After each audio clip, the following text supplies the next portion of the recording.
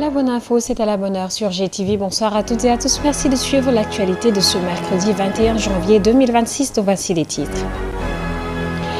À la une ce soir, donc, sécurisation du foncier au Sénégal. Le département d'histoire et de géographie de la FASTEF ouvre le débat.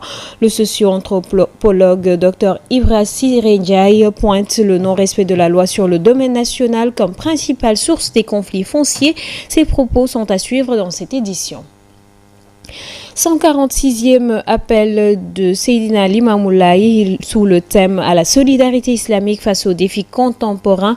La cérémonie officielle a été tenue ce mercredi sous la présidence du ministre de l'Intérieur, Mohamedou Bamba Cissé.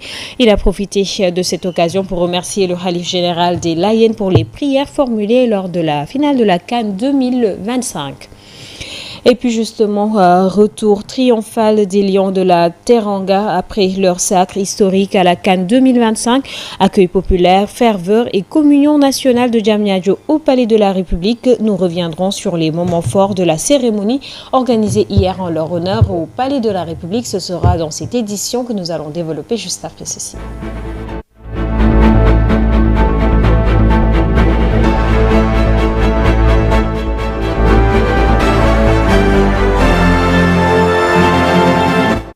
Bonsoir mesdames, mesdemoiselles et messieurs, merci de choisir GTV pour vous informer ce soir. L'information que nous démarrons avec le département d'histoire et de géographie de la faculté des sciences et techniques de l'éducation et de la formation qui a organisé ce mercredi donc une rencontre sur la sécurisation du foncier au Sénégal. Une conférence animée par le socio-anthropologue Dr Ibra Siré Ndiaye qui est revenu sur les origines des nombreux conflits fonciers et selon lui, de la plupart des problèmes fonciers résulteraient du non-respect de la loi sur le domaine national. Suivons ces éclairages au micro de Amsatou Gano et de Boubacar Diagne. L'issue de la conférence, c'est de parler de la sécurisation foncière au Sénégal, parce qu'il y a un ouvrage que j'ai publié, et donc qui part aussi des visions et des conceptions du monde. Et donc, qu'est-ce qui sécurise et qu'est-ce qui insécurise? Donc, c'est la FASTEF qui m'avait invité, donc le professeur Babacar Fall et Madame Diop. Et donc, je remercie donc vivement. La loi 64-46 du 17 juillet 1964, pour moi, c'est une innovation senghorienne. Et donc, et je trouve aussi qu'elle est juste. Donc, c'est 17 articles. Donc, elle existe depuis 1964. Maintenant, son application a été dévoyée par un certain nombre de personnes.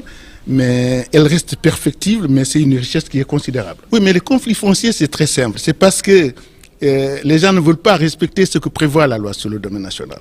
Et donc, à partir de ce moment, il y a un certain nombre d'élites, soit c'est des autorités, c'est des intellectuels, soit c'est des autorités politiques locales ou bien des autorités religieuses qui s'approprient un certain nombre de parcelles et ça, c'est pas prévu. Et donc, ce sont ces bidouillages et donc ces incohérences qui génèrent un certain nombre de conflits parce que c'était pas prévu. Pour sécuriser le foncier, il faut d'abord qu'on tienne compte du fait que il y a ce qu'on appelle le pluralisme juridique. C'est-à-dire qu'on ne peut pas sécuriser à partir d'un droit importé ou imposé. Qu'est-ce que le droit importé? Le droit importé, c'est le code civil, donc français, le code civil napoléonien. Le droit imposé, c'est lorsque on raisonne en termes de verticalité, en imposant aux locaux un certain nombre de valeurs juridiques, en dévoyant la coutume, alors que les systèmes qu'on critique sont des systèmes juridiques qui résultent des visions et des conceptions du monde, qui sont des systèmes cohérents, qui sont pertinents. Donc on doit en tenir compte, et parce qu'il y a ce qu'on appelle, donc, à partir d'une superposition d'un certain nombre de normes juridiques et en valorisant la coutume, on peut s'en sortir. Mais le fait de dire aux gens qui ont mis en valeur des parcelles pendant des générations et des générations, ces parcelles ne vous appartiennent pas, on met en avant l'agro-business, on privilégie ce que dit le Fonds monétaire international et la Banque mondiale, on déstabilise le pays et le lien social. Des systèmes d'alerte précoces, efficaces et durables sont indispensables pour planifier et réagir rapidement aux événements climatiques catastrophes.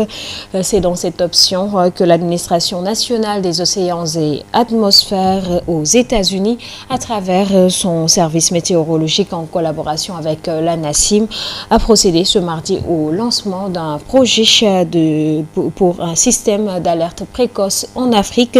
Écoutons à ce propos Ndiagabas, il est le directeur général de l'Agence nationale de l'aviation civile et de la météorologie. L'initiative de la NOAA des États-Unis qui vise à améliorer le système d'alerte précoce. Il s'agit principalement de voir comment améliorer l'impact des changements climatiques sur les populations, notamment par une meilleure prévision du temps et voir comment réduire les risques aux situations de changement climatique extrême. Donc, voir avec tous nos partenaires comment mettre en place un système efficient de prévision, de partage de l'information météorologique, mais également en cas de situation de catastrophe, comment apporter une réponse efficiente pour que ces situations extrêmes aient moins d'impact sur les populations. Projet à l'initiative des États-Unis d'Amérique pour l'Afrique. Donc vous voyez, aujourd'hui, nous avons pratiquement tous les pays africains qui sont représentés pour voir comment nous pouvons apporter une réponse commune dans ces situations extrêmes liées au changement climatique. Pour ce projet, nous avons invité tous nos pays, tous les 54 pays de l'Afrique. Vous avez vu la directrice régionale de l'OMM au niveau de l'Afrique, qui est à Addis Abeba, et parmi nous. Donc c'est une réponse africaine par rapport au changement climatique. La cérémonie officielle de la 146e appel de Seydina Limamou Laye s'est tenue ce mardi à Yoff en présence du ministre de l'Intérieur et de la Sécurité publique, Mohamedou Bamba Cissé. Le ministre a profité de cette occasion pour adresser ses remerciements au Khalife général des Layènes, Mohamedou Lamine Laye, pour les prières formulées en faveur de la victoire des Lions et a magnifié le choix du thème de cette année, la solidarité islamique face aux défis contemporains. Je vous propose d'écouter les propos du ministre de l'Intérieur, Maître Bamba Cissé. Je salue le Khalife général des Layènes, Chéri Mamadou Laye. Je lui remercie beaucoup. Quand j'étais là le samedi, je lui avais demandé de prier pour les Lions et il m'avait promis la victoire et m'avait rassuré. Et Dieu merci, ça s'est matérialisé, le Sénégal a gagné la CAN. Merci le Khalife. C'est pourquoi je rappelle que les foyers religieux, c'est le socle de notre pays. C'est très très important pour le pays. Il prie souvent pour la stabilité du pays, pour la prospérité du pays. Et ça s'est vérifié cette fois-ci. Et je suis très très reconnaissant du travail qu'accomplissent nos khalifes généraux, qui est fait aussi ici à Yoff Layène. Merci le Khalife. Vous êtes une personne merveilleuse et vous œuvrez toujours pour le développement du Sénégal, pour le rayonnement de notre pays, mais aussi pour que la population sénégalaise soit dans de très bonnes conditions. Merci, nous prions pour vous et que nous vous demandons toujours de prier pour le Sénégal et nous serons toujours ici à chaque fois que le besoin se fait sentir pour l'organisation de ces événements qui sont très importants pour le pays, pour la population, mais aussi pour le gouvernement et qui est le socle de notre pays, qui est le ciment de notre pays, qui a fait que nous sommes là aujourd'hui. C'est pourquoi nous surmontons tous les défis que nous affrontons, que nous nous sommes confrontés. Nous ouvrons à présent une large fenêtre sur le retour des Lions au Sénégal après leur deuxième sacre donc à la CAN 2025. Les Lions ont reçu un accueil populaire à la hauteur de leur exploit. De Diamniadio au Palais de la République, Dakar a vibré au rythme de la fierté nationale dans une ambiance de communion, de joie et d'émotion partagées, suivant le reportage d'Abdoulaye Dieye. Chose promise, chose faite, les Lions ont reçu l'accueil qu'ils méritent après avoir ramené au peuple sénégalais une seconde étoile. De Diamniadio à la présidence de la République, hommes, femmes, enfants et adultes, tout âge confondus, étaient sortis pour commémorer, partager, immortaliser ces moments de bonheur et de joie.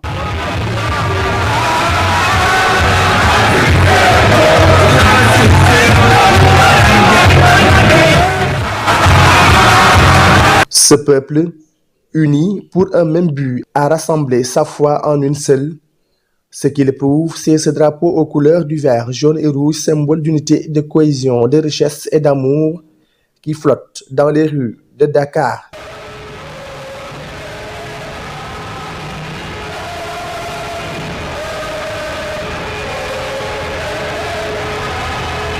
L'heure de départ pour la parade était donnée à 11 h, mais il a fallu attendre jusqu'aux environs de 12 h pour enfin voir nos braves djambars avec le trophée sur l'autoroute à hauteur de Maria Magnas. Malgré l'important dispositif sécuritaire mis en place par la gendarmerie et la police, cela n'a pas empêché la foule de déborder, sans oublier la Croix-Rouge et les sapeurs-pompiers qui ont dû secourir certains supporters en situation de crise causée par la chaleur et la longue attente. Les Lions ont aussi montré leur joie. Il est 20 h. Pape Thiaw et ses protégés débarquent enfin au palais présidentiel où le président de la République, le Premier ministre, les ministres et les autorités les attendaient, sans oublier la présence des autorités coutumières et religieuses. Les Lions ont reçu les honneurs en prenant la parole. Le chef de l'État les a remerciés au nom du peuple sénégalais, les joueurs, le staff, la fédération et l'ensemble des ministres concernés. De son côté, il a aussi honoré sa parole en offrant aux Lions des terrains et des récompenses. J'ai offert à chaque Lion ici présent 75 millions.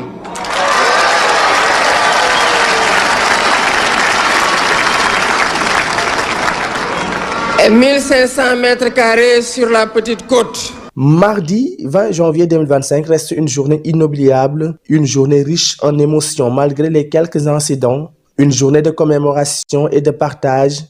Chacun aura une histoire à raconter à ses enfants et petits-enfants. Une cérémonie de Sargal, donc en hommage à nos champions d'Afrique tenue devant le palais de la République hier. Une cérémonie à l'occasion de laquelle le président de la République, Bassirou Diomaye Diakhar Faye, a exprimé sa reconnaissance solennelle de la nation pour le deuxième sacre continental des Lions. Pour le chef de l'État, l'équipe nationale du Sénégal a montré son engagement, son courage et son sens du sacrifice collectif et individuel durant toute la compétition. Voici les propos du président de la République.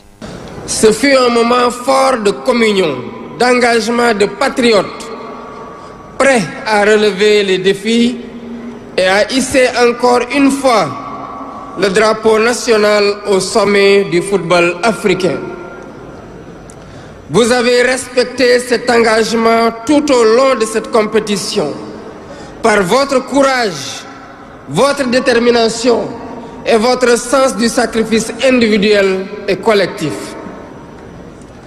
Lors de ma première sortie pour communier avec les Sénégalais venus célébrer votre sacre devant les grilles du palais présidentiel, j'ai déclaré que nous avons vu des hommes de devoir sur le terrain, des patriotes qui ne se battaient pas pour un titre ou pour un palmarès, mais qui se battaient pour notre honneur et notre dignité. Vous avez fait preuve d'une combativité sportive exceptionnelle, d'une résilience hors du commun et d'un mental d'acier. Et c'est en cela que votre sacre est historique, au regard des émotions et des épreuves endurées tout au long de la compétition, particulièrement lors de la finale de cette CAN. La liesse populaire qui a suivi votre brillante victoire sur toute l'étendue du territoire et en dehors du pays, et l'accueil chaleureux que le peuple sénégalais vous a réservé sont des marqueurs sociaux de notre reconnaissance et de la joie immense de nos compatriotes. Aujourd'hui, vous êtes de retour et cette mission est pleinement accomplie. Le chef de l'État qui a tenu à rendre un hommage appuyé à Sadio Mané à cette occasion, justement, il a salué le leadership, le patriotisme et l'exemplarité du double ballon d'or africain. Pour le président Bassirou Diomaye Diakhar Faye, Sadio Mané est devenu une légende vivante digne de la plus haute distinction nationale et a félicité par ailleurs le Maroc pour l'organisation. Suivons toujours ses propos. Chers compatriotes, Permettez-moi enfin d'avoir un mot particulier pour un homme. Un joueur dont le parcours, l'attitude et le leadership forcent le respect. Un joueur qui, par son talent, mais surtout par son sens des responsabilités, a marqué cette finale et cette compétition. Sadio Mané est aujourd'hui bien plus qu'un joueur.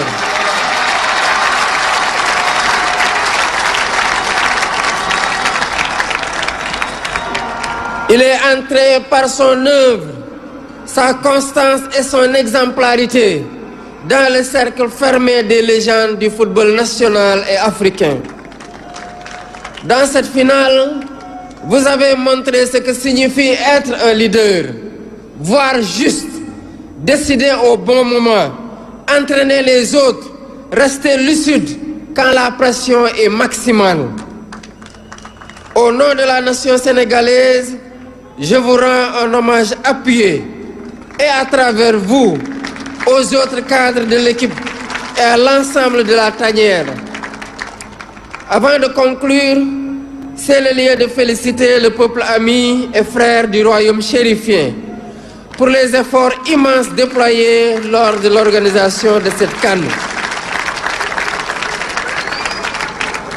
Je félicite l'équipe nationale marocaine pour son parcours remarquable. Vous avez tout à l'heure entendu le président de la République énumérer les récompenses attribuées aux Lions du Sénégal. Justement, au même moment, on parle de la supposée récupération par l'État des terrains offerts aux Lions du Sénégal après leur sacre de 2021, qui continue de susciter des réactions contrastées entre application stricte de la loi et la reconnaissance jugée insuffisante de l'exploit par rapport à l'exploit sportif. Le débat reste vif au sein de l'opinion publique. Reportage d'Elenjay. Sacre à la CAN 2021 au Cameroun, l'ancien président de la République Macky Sall avait attribué aux Lions du Sénégal des terrains et une prime financière en guise de récompense. Toutefois, sous le nouveau régime, ces terrains ont été récupérés par l'État, une décision qui continue de diviser l'opinion publique. C'est un paradoxe aussi. On ne peut pas donner des terrains à des personnes en 2022 et vous reprenez ces terrains et cette fois-ci vous voulez donner encore des terrains. Parce que je pense que ces terrains, c'est des parcelles qu'ils ont méritées parce qu'ils ont travaillé pour le pays, ils ont beaucoup fait pour le pays et la nation leur a offert ces terrains. Donc pour moi, l'État ne doit pas reprendre ces terrains. Il doit les remettre les terrains avant de leur donner quoi que ce soit. Pour cet intervenant, cette mesure est compréhensible, estimant que les autorités n'ont fait qu'appliquer la loi en vigueur. Comme le bon, en tout cas, c'est un gouvernement BSB. Je pense que ce gouvernement prône le Djubonti. Et si les terrains qui leur étaient offerts étaient faits dans les règles de l'art, je ne pense pas que le gouvernement les prendrait. Mais l'un dans l'autre, je pense que si s'avère que c'est fait dans les règles de l'art, le gouvernement va leur restituer ces terrains-là. C'est des personnes qui prônent le Djubonti, c'est normal. Au fond, à l'inverse, un autre point de vue juge que les 115 millions de francs CFA et les terrains accordés aux Lions restent en deçà des attentes, soulignant que l'État pouvait consentir un effort plus conséquent. Je suis très content de cette prime qui leur était offerte. Je pense que tout le Sénégal est content pour eux.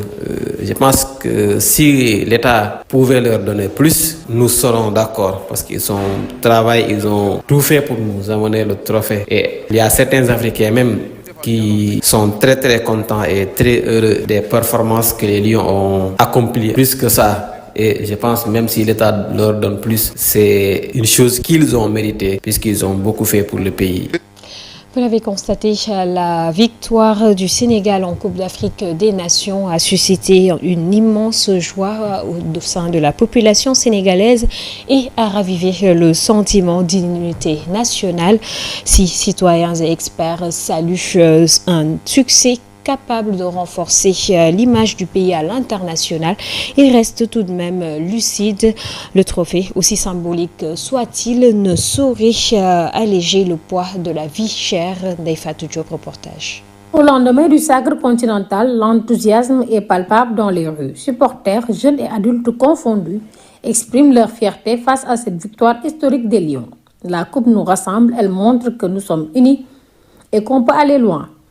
Confie quelqu'un qu'on a trouvé sur place, mais est convaincu que le football reste un puissant facteur de cohésion sociale. Un autre souligne l'impact symbolique du trophée. xanaa kontaan rek kontaan Sénégal gépp kontaan nañu li ñu bëggoon yàlla defal nañu ko daal ñu bëgg ñu booloo ñëpp boole xol yi nekk benn xàccandoo dóorandoo di jàppale seen njaboot jàppale seen réew. Cette victoire peut vendre la destination du Sénégal. Le monde nous regarde autrement. Un avis partagé par plusieurs observateurs qui estiment que le sport demeure une vitrine efficace pour l'image du pays, notamment sur le plan touristique. Ah waaw, mën na koo sensé bu baax. Ci nan gën a booloo rek bu yeneen ndam dikkaatee ñu boole ko li fi nekk nii mais turu Sénégal day gën a jëm ca kanam. Mais au-delà de l'euphorie, le regard se fait plus nuancé. Le sociologue interrogé rappelle que les succès sportifs, bien que fédérateurs, ne doivent pas masquer les réalités quotidiennes. Selon lui, la victoire renforce l'identité collective et l'espoir, mais elle ne règle pas les problèmes structurels, notamment la vie chère. Un constat également partagé par d'autres citoyens heureux de la Coupe, mais conscients que les défis sociaux et économiques restent entiers. Donc je pense qu'aujourd'hui, le Sénégal peut s'appuyer sur le sport pour se développer, mais surtout de renforcer les sentiments de partage, les sentiments d'appartenance, surtout les sentiments d'appartenance. Nous appartenons tous à une société appelée société sénégalaise, une société qui regorge de beaucoup de valeurs. Et que ces valeurs doivent être renforcées pour éviter les conflits sociaux, pour surtout éviter les sentiments de haine et tout. Sénégal yi fi mu ne nii moom seeni dundin moom dañuy góorgóorlu rek waaye metti na lool nag. Entre célébration et lucidité, le Sénégal savoure sa victoire sans perdre de vue l'essentiel.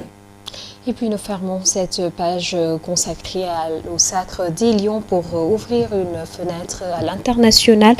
En bref, donc dans le cadre des nouvelles règles migratoires voulues par le président Donald Trump par les États-Unis ont annoncé la suspension à compter de ce mercredi 21 janvier de toute demande de visa d'immigration permanente pour 75 pays dont 26 États africains, parmi lesquels la Côte d'Ivoire, le Cameroun et le Sénégal.